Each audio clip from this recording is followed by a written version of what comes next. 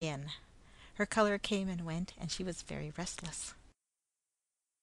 Not as good wives are when listening for their husbands. No, no, no, it was another sort of restlessness from that. Wheels heard, a horse's feet, the barking of a dog, the gradual approach of all the sounds, the scratching paw of Boxer at the door. "Whose step is that?" cried Bertha, starting up. "Whose step?" returned the carrier, standing in the portal, with his brown, ruddy face as a winter berry from the keen night air. "Why, mine." "The other step," said Bertha, "the man's tread behind you." "She is not to be deceived," observed the carrier, laughing. "Come along, sir. You'll be welcome, never fear." He spoke in a loud tone, and as he spoke the deaf old gentleman entered.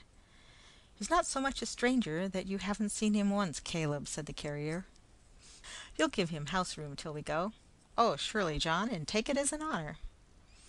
"He's the best company on earth to talk secrets in," said John. "I have reasonable good lungs, but he tries 'em, I can tell you. Sit down, sir. All friends here, and glad to see you."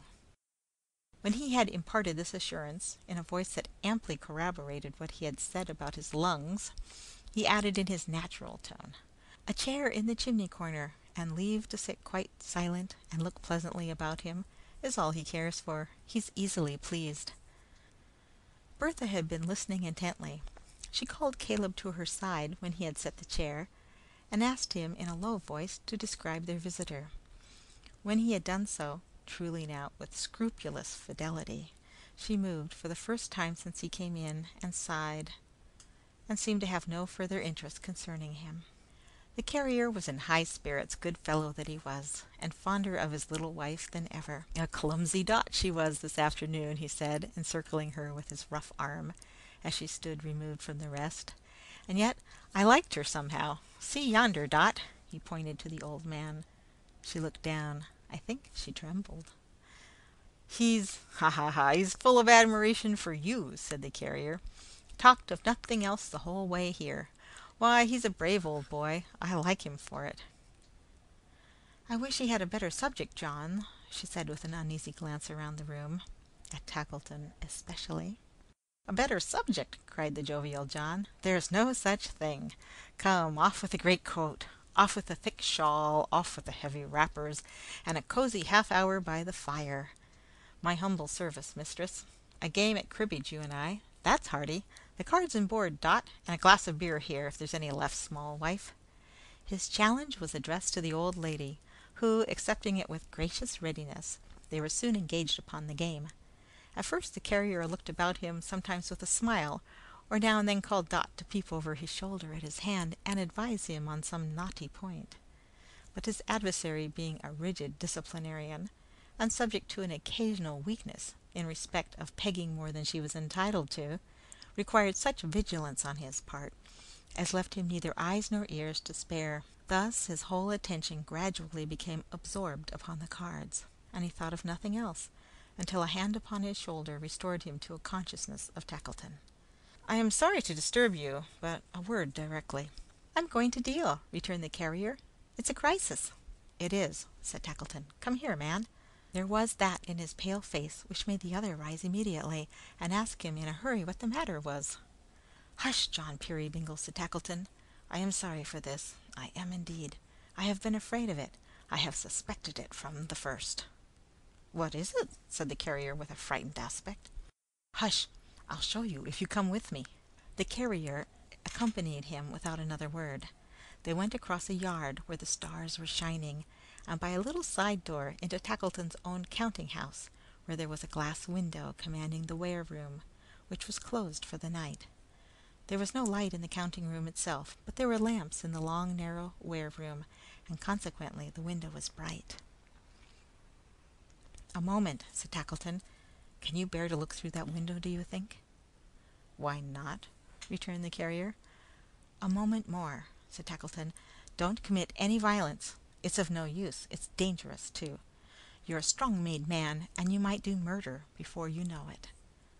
The carrier looked him in the face, and recoiled a step as if he had been struck. In one stride he was at the window, and he saw, oh, shadow on the hearth! Oh, truthful cricket! Oh, perfidious wife! He saw her with the old man, old no longer, but erect and gallant, bearing in his hand the false white hair that had won his way into their desolate and miserable home. He saw her listening to him as he bent his head to whisper in her ear, and suffering him to clasp her around the waist as they moved slowly down the dim wooden gallery towards the door by which they had entered it. He saw them stop, and saw her turn to have the face he loved so, so presented to his view, and he saw her with her own hands adjust the lie upon his head, laughing as she did it at his unsuspicious nature. He clenched his strong right hand at first, as if it would have beaten down a lion, but opening it immediately again, he spread it out before the eyes of Tackleton, for he was tender to her even then, and so, as they passed out, fell down upon a desk, and was as weak as any infant. He was wrapped up to the chin, and busy with his horse and parcels when she came into the room, preparing to go home. "Now, John dear. Good night, May. Good night, Bertha." Could she kiss them? Could she be blithe and cheerful in her parting? Could she venture to reveal her face to them without a blush? Yes, Tackleton observed her closely, and she did all this. Tilly was hushing the baby, and she crossed and recrossed Tackleton a dozen times, repeating drowsily, "Did the knowledge that it was to be its wives then wring its hearts almost to breaking? And did its fathers deceive it from its cradle, but to break its heart at last? Now, Tilly, give me the baby. Good night, Mr. Tackleton. Where's John, for goodness' sake?" "He's going to walk beside the horse's head," said Tackleton, who helped her to her seat. "My dear John, walk to-night?"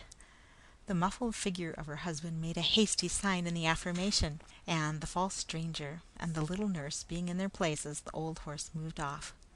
Boxer, the unconscious Boxer, running on before, running back, running around and around the cart, and barking as triumphantly and merrily as ever. When Tackleton had gone off likewise, escorting May and her mother home, poor Caleb sat down by the fire beside his daughter, anxious and remorseful at the core, and still saying in his wistful contemplation of her, "Have I deceived her from the cradle, but to break her heart at last?" The toys that had been set in motion for the baby had all stopped and run down long ago. In the faint light and silence, the imperturbably calm dolls, the agitated rocking horse with distended eyes and nostrils, the old gentlemen at the street doors, standing half doubled up upon their failing knees and ankles, the wry-faced nutcrackers, the very beasts upon their way to the Ark, in twos, like a boarding school out walking, might have been imagined to be stricken motionless with fantastic wonder at Dot being false, or Tackleton beloved, under any combination of circumstances. End of Chirp the Second.